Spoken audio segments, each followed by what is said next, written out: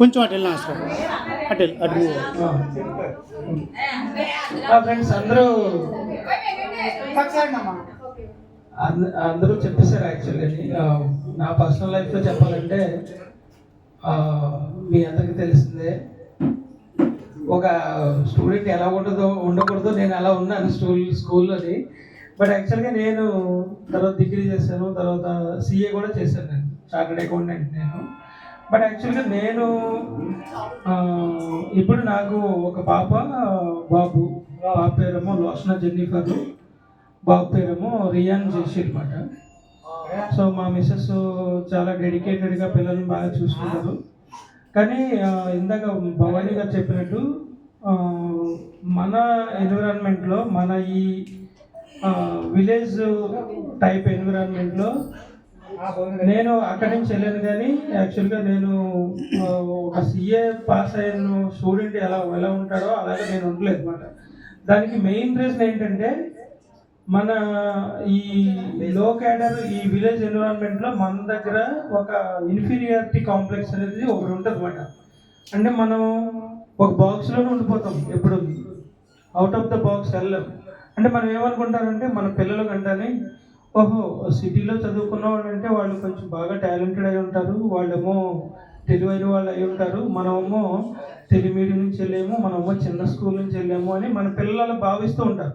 In fact నేను అలా భావించి నేను నా దగ్గర క్వాలిఫికేషన్ ఉన్నా సరే నేను పైకి వెళ్ళలేకుండా వెనక్కి వచ్చేసాను అనమాట. నేను ఇంకా అంటే నాకు నా లైఫ్లో నాకేం లోటు లేదు.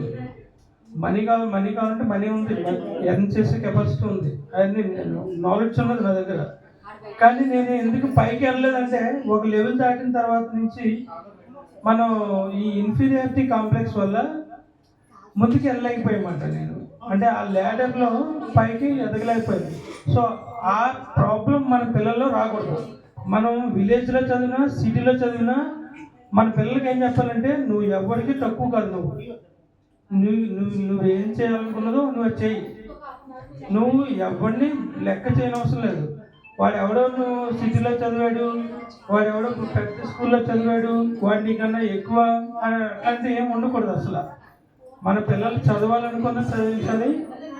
మన పిల్లలకి నువ్వు ఎవరికన్నా నువ్వు తక్కువ కాదు, నీకు నువ్వే బాస్ అన్నట్టుగా మనం ఇంజెక్ట్ చేయాలన్నమాట. సో అప్పుడే, ఇప్పుడు సపోజ్ సింపుల్గా ఒక ఎగ్జాంపుల్ చెప్పాలనుకో, మన పిల్లలు చాలామంది స్టేజ్ ఎక్కడానికి భయపడిపోతారు. సో అది ఫస్ట్ స్టెప్. నువ్వు స్టేజ్ ఎక్కడానికి, పిల్లడు స్టేజ్ ఎక్కడానికి ఎప్పుడైనా భయపడ్డాడంటే వాడి జీవితంలో ఎక్కడికి ఎక్కలేడు. సో అందుకని మన పిల్లల్ని పక్క వాళ్ళతో పోల్చుకోకుండా నీకు నువ్వే పర్ఫెక్ట్, నువ్వు ఏం చేయాలనుకున్నావు అదే నువ్వు చెయ్యి. అంతేకాని వేరే వాళ్ళని చూసి నువ్వు భయపడ్డావు అంటే వాళ్ళ జీవితంలో ఎవ్వరు కూడా పైకి వెళ్ళలేదు. సో దానికి ఎగ్జాంపుల్ నేను లైవ్ ఎగ్జాంపుల్. సో అలాగా మన పిల్లలు ఉండకూడదు. సో అది మీరు చెప్పండి, మీరు బూస్టప్ చేయండి మీ పిల్లలకి. Even I'm doing the same thing at my home. So మనం అలా పిల్లల్ని, ఒకవేళ వాళ్ళు నల్లగా ఉన్నా తెల్లగా ఉన్నా దే ఆర్ నథింగ్, అంటే అవతల వాళ్ళు ఏమీ అనుకోరు, వాళ్ళు ఏమనుకున్నా ఏం పర్వాలేదు, what ever you want to do you do, అలా చెప్పాలన్నమాట మనం పిల్లలకి. సో మనం విలేజ్లో చదువుకున్నా సిటీలో చదువుకున్నా చదువు అనేది ఒక్కటే. మనకి అందరికీ దేవుడిచ్చింది ఒకటే బ్రెయిన్, ఒకటే టైము. అందరికి ఇచ్చింది 24 hours, మనకి ఇచ్చింది 24 hours. సో అలాగే మనం పిల్లల్ని కొంచెం, ఇప్పుడు కొంతమంది అయితే సిటీలోకి వెళ్ళారు, గుడ్ థింగ్, కాకినాడలోకి వెళ్ళారు, వైజాగ్లోకి వెళ్ళారు. మన వాళ్ళు కొంతమంది ఇంకా పోతూర్లు ఇలాంటి వాక్పిల్లోనే ఉన్నారు. బట్ దే ఆర్, వాళ్ళు ఎవరికి కూడా తక్కువ కాదు. సో అందరికీ దేవుడు ఒకటే ఇచ్చాడు కాబట్టి, సో మనం ఆ టైపు మన పిల్లలకి కొంచెం బూస్టప్ చేయాలి. సో అదే ఒక విషయం నేను చెప్దాం అనుకున్నాను. That's it. Thank you.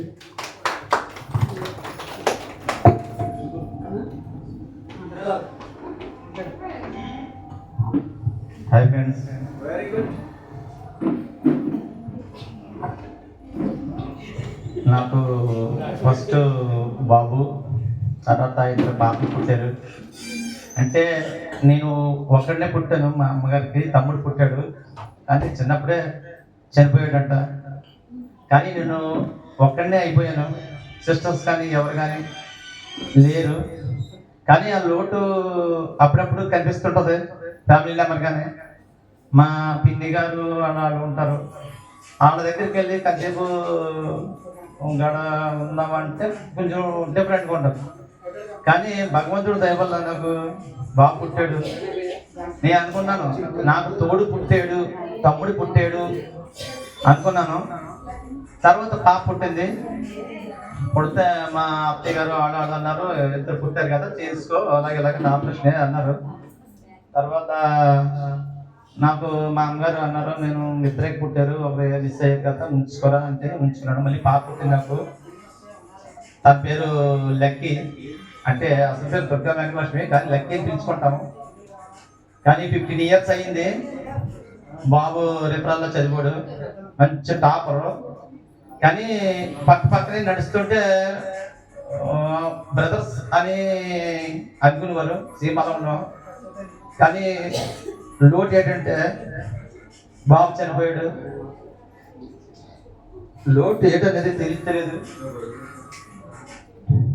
కానీ చాలా అనుకున్నాను నేను, ఒక కొడుకు కాదు ఫ్రెండ్ పుట్టాడు, ఫ్రెండ్ లాగా ఉన్నాము కలిసి అనుకున్నాము.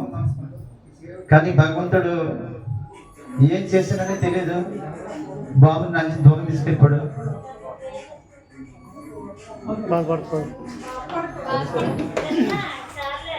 కానీ పిల్లలు చాలా ఫ్రెండ్లీగా ఉంటారు. మా పిల్లలు ఇద్దరు పాపలు ఇద్దరు. పెద్ద పాప లక్ష్మీ మహేశ్వరి, మహి పిలుచుకుంటాను సరదాగానే. మన శ్రీనిధి కాలేజీలోనే చదివింది. కొంచెం చదువులో పూర్ కానీ నేను స్ట్రగుల్ పెట్టలేదు పిల్లల మీద. ఇప్పుడు నీ ఇష్టం, నువ్వు ఎలా చదువుతావు మన చదువుకోనను. కానీ నీరు శ్రీనివాసు రామ్ చాలా గైడెన్స్ తీసుకున్నారు పాపకి. కానీ కొంచెం పూర్గా ఉంది. చిన్న పాప అయితే బాగా చదువుతుంది లక్కీ. కానీ నేను అనుకుంటాను మగపిల్లడు అనుకుంటాను, కానీ తన లేని లోటు మా చిన్న పాపలో చూసుకుంటాను, పెద్ద పాపలోని కూడా. ఎక్కడికన్నా వెళ్ళానంటే మాత్రం మ్యాక్సిమం ఇంటికి రాబోతే ఒక 20-30 times ఫోన్ చేస్తుంటారు, డాడీ ఎక్కడున్నావు, డాడీ ఎక్కడున్నావు, డాడీ ఎక్కడున్నావు. లేదనమ్మా వస్తుందని చెప్తాను. కానీ అనుకుంటుంటే మాకు నా మిస్సెస్ కూడా పాపం మళ్ళీ బాబు పుడతాడు అలాగే ఇలాగని చెప్పేసి ఎవరో అన్నారని చెప్పేసి తను మళ్ళీ కోరింది, బావా నాకు IVF చేయించు, నేను బాబు పుడతాడు, నా అబ్బాయి పుడతాడు అని చెప్పేసి. కానీ చేయించాను. 7 lakhs ఎంత అయింది, కాకినాడలో చేయించాను, RPలో చేయించాను. కానీ ఏంటంటే మా బ్యాడ్ లక్ 7 months రాబోతుకి అబార్షన్ అయిపోయింది. తర్వాత మా మిస్సెస్ చేసిందంటే డిప్రెషన్లోకి వెళ్ళిపోయింది బాగా. అందరూ స్కానింగ్లు కూడా ఎవరు బాబు పుట్టాడంటే నాకు మళ్ళీ దూరం అయిపోయాడు నా కొడుకు అని చెప్పేసి డిప్రెషన్లోకి వెళ్ళిపోయింది. కానీ తనని మళ్ళీ రికవర్ చేసుకున్నాకు చాలా టైం పడుతుంది. నాకు అడిగేది, బాబు ఎలా ఉన్నాడంటే, చనిపోడంటే నాకు దక్కదు. నా మిస్సెస్ చాలా ట్రబుల్ పడిపోండి. ఆయన వేరే హాస్పిటల్లో జాయిన్ చేశాను. మనసు తప్పుగా పుట్టాడు కదా, సాయి సోదరులో జాయిన్ చేశాను. నేను చూడడానికి వెళ్తున్నానంటే నేను వస్తాననేది. లేని బాబు నేను అక్కడ జీవించగలను. కానీ అలా వదిలేస్తే నాకు దక్కదు, తను దక్కదు నాకు. కానీ చాలా ట్రబుల్ పడ్డాను. తర్వాత లేటెస్ట్గా మొన్న చిన్నపాపకి పెయిన్ వస్తే 1st తారీఖుని కాకినాడ అడ్మిట్ చేశాను. సడన్గా ఏమన్నారంటే సిజరింగ్ పడుతున్నారు, 24 hours పెయిన్. కానీ నేను వేరే వాళ్ళకి ధైర్యంగా చేయగలను, కానీ నా పిల్లల విషయం కాబట్టి నాకు చేయలేకపోయాను. గంటలో ఆపరేషన్ అన్నారు. నాకు అస్సలు కాళ్ళు చేతి రాలేదు. కానీ ఒక ఫ్రెండ్గా ఏ టైంలో ఏ సందర్భంలో ఫ్రెండ్షిప్ అనేది ఎవరన్నారో తెలియదు, కానీ బాలాజీ గుర్తుకొచ్చాడు. వెంటనే బాలాజీకి ఫోన్ చేశాను, అరే బాలా ఎలా రా అంటే వచ్చి ఇంకా నాకు ధైర్యం చెప్పి నా తోడు ఉండి అన్నీ చేసాడు. అలాగే రాజా,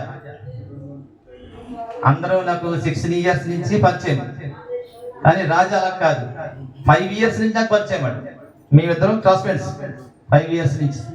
రవి కార్మెంట్ చదువుకున్న కాడి నుంచి వేరేలాగున్నా వేరే ఎలా ఉన్నా కానీ ఆడు ఎరా బావా అంటే ఎరా బావా అని పిలుచుకోండి తప్పించి మాలో ఇప్పుడు కూడా మనస్పర్ధలు ఇప్పుడు కానీ ఆడు బర్త్డే అయితే నేను సెలబ్రేషన్ చేసుకునేవాడిని, చాలా గట్టిగా చేసుకునేవాడిని సెలబ్రేషన్. నేను స్కూల్ సరిగ్గా వెళ్ళకపోతే ఆడే కవర్ చేసేవాడు స్కూల్లో కూడా.